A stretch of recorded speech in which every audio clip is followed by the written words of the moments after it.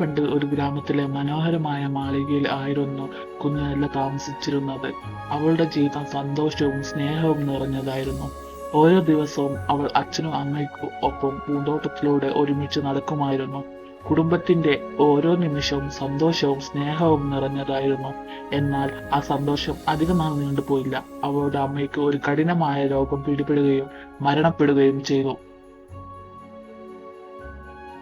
മാളികയുടെ അകത്ത് നിശബ്ദത പടർന്നു. വീടിനകത്ത് പഴയ കുടുംബ ചിത്രങ്ങൾ ചുമരുകളിൽ തൂങ്ങിയിരുന്നു. അവൾ ദുഃഖത്തോടെ നോക്കി നിന്നു. അച്ഛൻ അവളെ ആശ്വസിപ്പിക്കാൻ സ്നേഹത്തോടെ അടുത്തു വന്നു.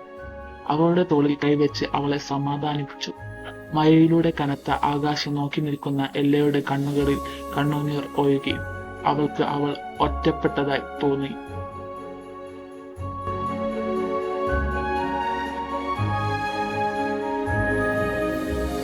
സമയം കടന്നുപോയി. ഋതുക്കൾ മാറി മാറി വന്നു. എല്ലാം വീണ്ടും വിഷമങ്ങൾ മറിഞ്ഞ് ജീവിക്കാൻ തുടങ്ങി.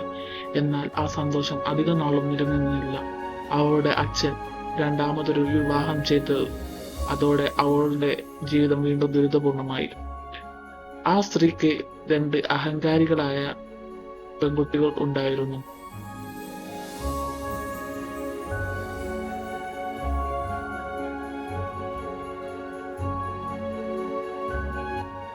എല്ല തന്റെ രണ്ടാനമ്മയെയും സഹോദരിമാരെയും സന്തോഷത്തോടെ വീട്ടിലേക്ക് ക്ഷണിച്ചു. എല്ലയുടെ രണ്ടാനമ്മ അവരുടെ സ്വഭാവം മുഴുവൻ പുറത്തെടുത്തു. അവർ എല്ലയെ കൊണ്ട് വീട്ടിലെ മുഴുവൻ പണികളും എടുപ്പിച്ചു. എല്ല രാവും പകലും വിശ്രമമില്ലാതെ പണിയെടുത്തു. അവൾ ആരോടും ഒരു പരാതിയും പറയാതെ എല്ലാം സഹിച്ചുകൊണ്ട് ജീവിച്ചു.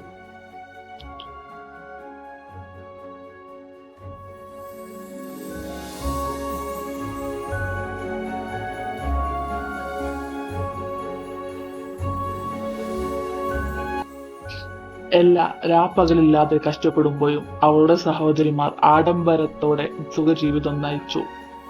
പുതിയ പുതിയ വസ്ത്രങ്ങളും വില കൂടിയ ആഭരണങ്ങളും അവർ ധരിച്ചു. അവർ പട്ടുമെത്തയിൽ കിടന്നിറങ്ങുമ്പോൾ എല്ലാ തട്ടിൻ പുറത്ത് പായയിലായിരുന്നു കിടന്നിരുന്നത്.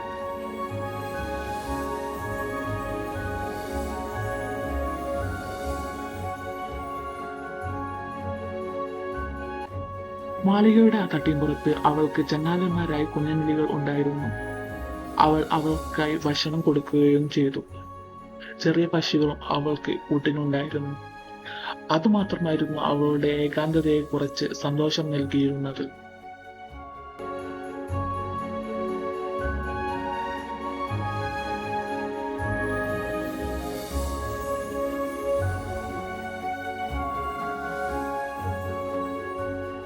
എല്ലാ പണികളൊക്കെ തീർത്ത് കരിപ്പുരണ്ട ചിമ്മിണിക്ക് അരികിൽ ഇരിക്കും.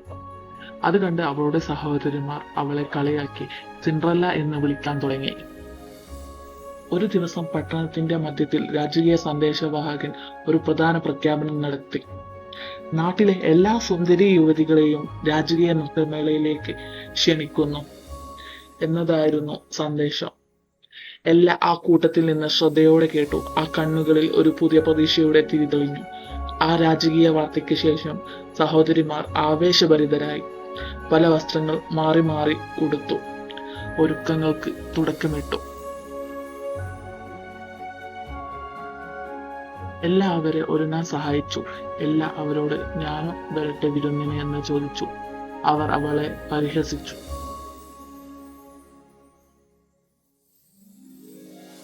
രാജകീയ നൃത്തമേളയിൽ പങ്കെടുക്കാനുള്ള സ്വപ്നം എല്ലയുടെ മനസ്സിൽ വളർന്നു. എന്നാൽ അവൾക്കുണ്ടായിരുന്നത് പഴയതും കീറിയതും ആയ വസ്ത്രമായിരുന്നു. മാളികയുടെ മുകളിലെ ആ ചെറിയ മുറിയിൽ അവൾ അവൾക്കായുള്ള വസ്ത്രം തുന്നി തുടങ്ങി. ചെറിയ എലികൾ അവളുടെ അടുത്തേക്ക് വന്നു. അവർ അവളെ സഹായിച്ചു. അങ്ങനെ അവൾ ആ ഉടുപ്പ് മനോഹരമാക്കി.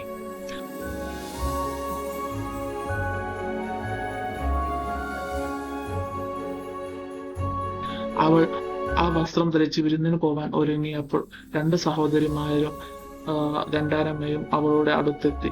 അവളുടെ വസ്ത്രം അവർ നശിപ്പിച്ചു.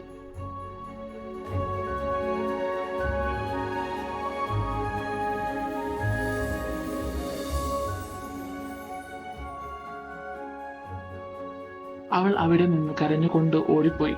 അവൾ നിലാവുള്ള തോട്ടത്തിൽ കരഞ്ഞുകൊണ്ട് ഇരിക്കുമ്പോൾ പെട്ടെന്ന് ഫെയറി ഗോഡ് മദർ പ്രത്യക്ഷപ്പെട്ടു. അവർ അവളോട് സങ്കടത്തിന്റെ കാരണം തിരക്കി. അവൾ അവളുടെ ആഗ്രഹം പറഞ്ഞു. ഫെയറി ഗോഡ് മദർ മത്തങ്ങ ഒരു രാജകീയ രഥമാക്കി മാറ്റി. പിന്നെ കുഞ്ഞനടികളെ കുതിരകളായി മാറ്റി. മായാജാലത്തിന്റെ ശക്തിയിൽ അവളുടെ വസ്ത്രം ഒരു മനോഹരമായ പ്രകാശിക്കുന്ന വസ്ത്രമാക്കി മാറ്റി. പിന്നീട് അവൾക്ക് ഒരു ഗ്ലാസ് ഷൂ നൽകി. എന്നിട്ട് ഫെയറി ഗോഡ് അവളോട് പറഞ്ഞു, ഈ മായാജാലം 12 മണി വരെ ഉണ്ടാവുകയുള്ളൂ. അത് കഴിഞ്ഞ് എല്ലാം പഴയ പോലെ ആകും.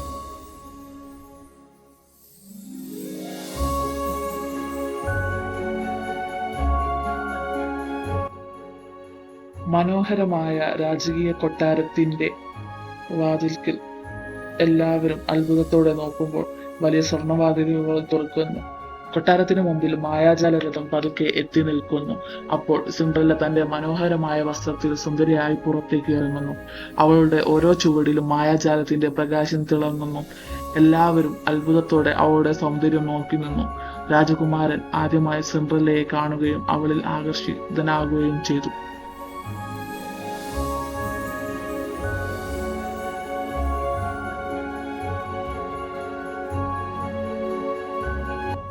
രാജകീയ നൃത്ത റൂമിൽ രാജകുമാരൻ സിൻഡ്രല്ലയെ സമീപിക്കുന്നു. അവളുടെ സൗന്ദര്യവും സ്നേഹപൂർവമായ പുഞ്ചിരിയും അദ്ദേഹത്തെ ആകർഷിച്ചു.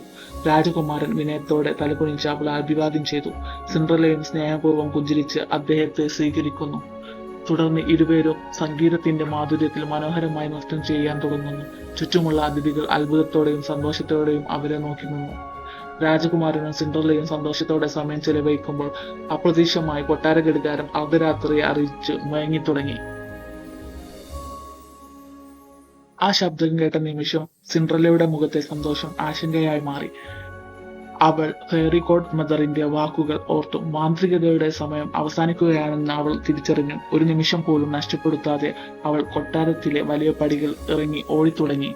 അവൾ അതിവേഗം കൊട്ടാരവാതിലിലൂടെ പുറത്തേക്കിറങ്ങി.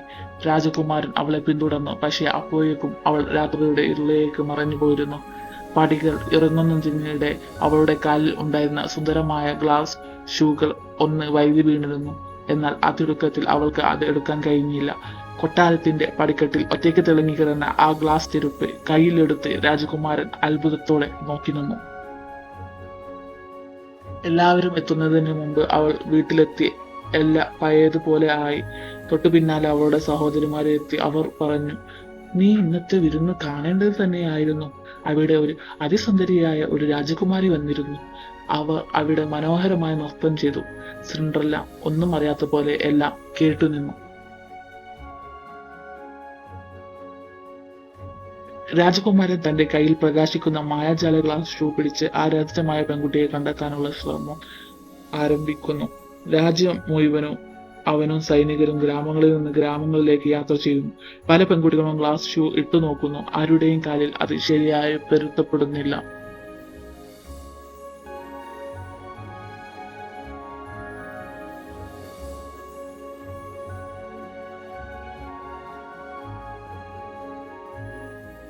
അങ്ങനെ അവർ ആ മാളികയിലേക്ക് എത്തുന്നു. എല്ലയുടെ സഹോദരികൾ ആത്മവിശ്വാസത്തോടെ ഗ്ലാസ് ഷൂ പരീക്ഷിച്ചെങ്കിലും അതൊരിക്കലും അവരുടെ കാലിൽ പൊരുത്തപ്പെട്ടില്ല. മുറിയിലെ അന്തരീക്ഷം പെട്ടെന്ന് മൗനത്തിലേക്ക് മാറി. അപ്പോഴാണ് രാജകുമാരന്റെ കണ്ണുകൾ മുറിയുടെ കോണിൽ നിൽക്കുന്ന എല്ലയെ കണ്ടത്. അവളെ കണ്ട നിമിഷം അവന്റെ മനസ്സിൽ ഒരു വിചിത്രമായ പരിചയം നിറഞ്ഞു. എല്ല ഭയത്തോടെയും പ്രതീക്ഷയോടെയും മുന്നോട്ട് നടന്നു. എല്ലാവരും അവളെ ശ്രദ്ധിച്ചു നോക്കി. സഹോദരിമാർ അവളെ കളിയാക്കി ചിരിച്ചു. അവൾ ആ ഗ്ലാസ് ഷൂ അവളുടെ കാലിൽ വെച്ചതും അത്ഭുതകരമായി അത് പൂർണ്ണമായി പൊരുത്തപ്പെട്ടു.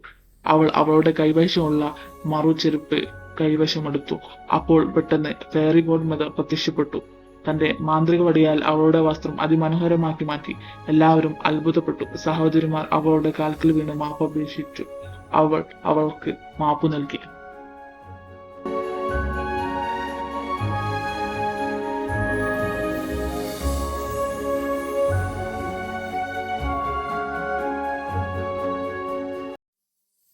അങ്ങനെ അവരുടെ വിവാഹ ദിവസം വന്നെത്തി. സിൻഡ്രല്ലയും രാജകുമാരനും ജനങ്ങൾക്ക് മുമ്പിൽ നിൽക്കുന്നു.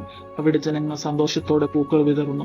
സംഗീതവും ആഘോഷവും നിറഞ്ഞ അതിമനോഹരമായ നിമിഷത്തിൽ സിൻഡ്രല്ലയും രാജകുമാരനും ഒരുമിച്ച് കൈകോർത്തു നിൽക്കുന്നു. രാജ്യം മുഴുവൻ അവരുടെ പുതിയ ജീവിതത്തിന്റെ തുടക്കം ആഘോഷിക്കുന്നു.